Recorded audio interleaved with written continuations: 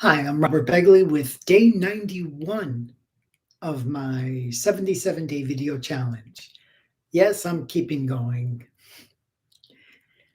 Do you ever look back in time and see if there were any changes you made or maybe some pivotal activities that made your year?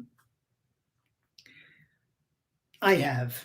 In fact, 1991, since I'm on day 91, I figured 1991 would be a good time because there were a few things that I remember to this day. Number one,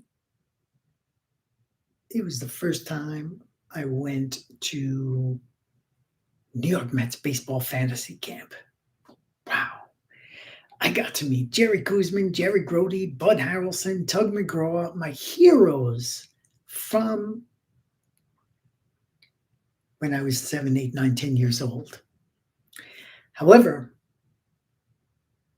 when I got the application in the mail, I basically paid $3,000 to meet one man, Tom Seaver. He didn't show up. I was like, where's Seaver? It's because the year before, someone came with a bucket full of baseballs and had Seaver signing, autographing them, and he just got fed up with it. So I would not have done that if I met him.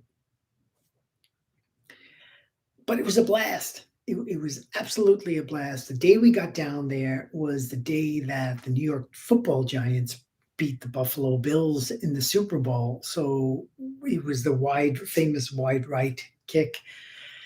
And for the whole week, I remember the Iraq War had broken out, and one of the organizers, Steve Zabriskie, said, "Forget about what's happening in the outside world. This week, it's just about baseball."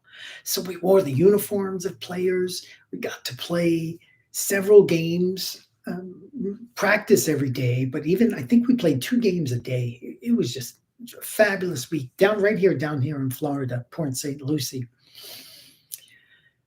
And then the highlight came a few months later when I got to run out onto the field at Shea Stadium wearing my Mets jersey.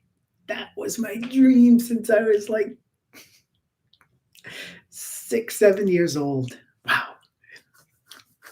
So that's number one.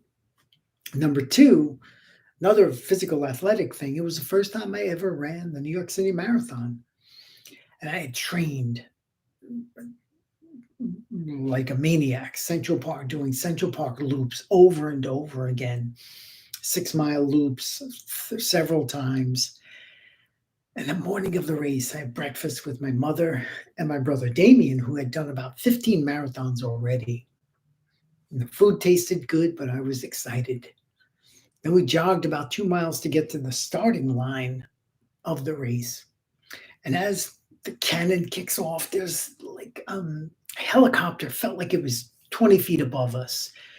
And after about 7 miles, going at a good clip, my brother Damien says, "Rob, I got to slow down. You keep going." I was like, "What? I thought we were going to do this whole thing together." So I kept going, and boy, crossing that finish line, bowing my head when they put the medal around my neck, pure elation. That was the first of, I would do 6 more marathons in New York in that decade. Then the third thing that I remember about the year, I was at Dale Carnegie speaking. I worked as a trainer, an assistant trainer in Dale Carnegie, and that was fun because it led me the following year to start speaking with Toastmasters. Last thing that I vividly remember, and one reason each of these